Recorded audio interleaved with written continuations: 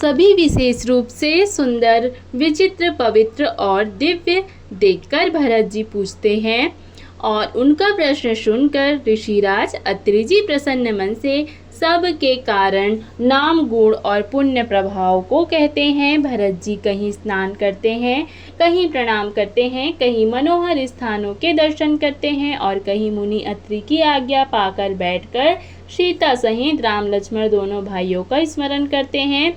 भरत जी के स्वभाव, प्रेम और सुंदर सेवा भाव को देखकर वन देवता आनंदित होकर आशीर्वाद देते हैं। यो घूम फिर कर 2.5 पहर दिन बीतने पर लौट पड़ते हैं और आकर प्रभु श्री रघुनाथ जी के चरण कमलों का दर्शन करते हैं। भरत जी ने 5 दिन में सब तीर्थ स्थानों के दर्शन कर लिए। भगवान विष्णु और महादेव जी का सुंदर यश कहते सुनते वह 5वां दिन भी बीत गया। संध्या हो गई। सुबह स्नान करके भरत जी, ब्राह्मण, राजा जनक और सारा समाज आ जुटा। आज सबको विदा करने के लिए अच्छा दिन है, यह मन में जानकर भी कृपालु श्री राम जी कहने में सकुचा रहे हैं। श्री रामचंद्र जी ने गुरु वशिष्ठ जी, राजा जनक जी, भरत जी और सारी सभा की ओर देखा, किंतु फिर सकुचा कर दृष्टि फेर कर वे पृथ्वी की ओर ताकने लगे। सभा उनके शील की सराहना करके सोचती है कि श्री रामचंद्र जी के समान संकोची स्वामी कहीं नहीं है। सुजान भरत जी श्री रामचंद्र जी का रुख देखकर प्रेम पूर्वक उठकर विशेष रूप से धीरज धारण कर दंडवत करके हाथ जोड़कर कहने लगे, हे नाथ, आपने मेरी सभी रुचियां रखी, मेरे लिए सब लोगों ने संताप सहा और आपने भी बहुत प्रकार से दुख पाया। अब स्वामी मुझे आज्ञा दे, मैं जाकर अवधि भर 14 वर्ष अवध का सेवन करूं। हे दीन दयालु, जिस उपाय से यह दास फिर चरणों का दर्शन करे, हे कौशलाधीश, हे कृपालु, अवधि भर के लिए मुझे वही शिक्षा दीजिए।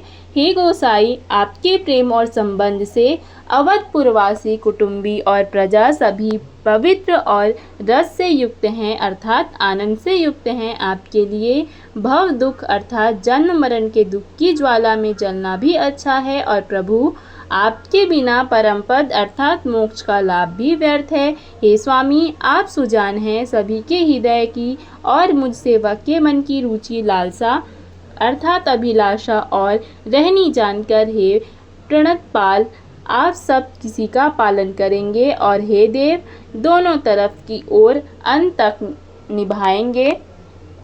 मुझे सब प्रकार से ऐसा बहुत बड़ा भरोसा है, विचार करने पर तिनके के बराबर भी सोच नहीं रह जाती। मेरी दीनता और स्वामी का स्नेह दोनों ने मिलकर मुझे जबरदस्ती ढीठ बना दिया है।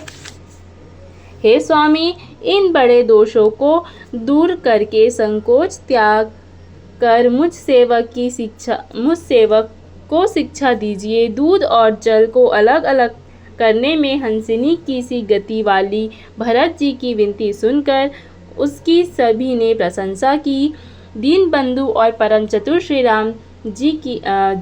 राम जी भाई भरत जी के दीन और छल रहित वचन सुनकर देश काल और अवसर के अनुकूल वचन बोले। हे तात, तुम्हारी, मेरी, परिवार की, घर की और वन की सारी चिंता गुरु वशिष्ठ जी और महाराज जनक जी को है। हमारे सिर पर जब गुरु जी, मुनि, विश्वामित्र जी और मिथिलापति जनक जी हैं, तब हमें और तुम्हें स्वप्न में भी क्लेश नहीं है। मेरा और तुम्हारा तो परम पुरुषार्थ, स्वार्थ, सुयश, धर्म और परमार्थ इसी में है कि हम दोनों भाई पिताजी की आज्ञा का पालन करें। राजा की भलाई से ही लोक और वेद दोनों में भला होता है। गुरु, पिता, माता और स्वामी की शिक्षा अर्थात आज्ञा का पालन करने से कुमार्ग पर भी चलने पर पैर गड्ढे में नहीं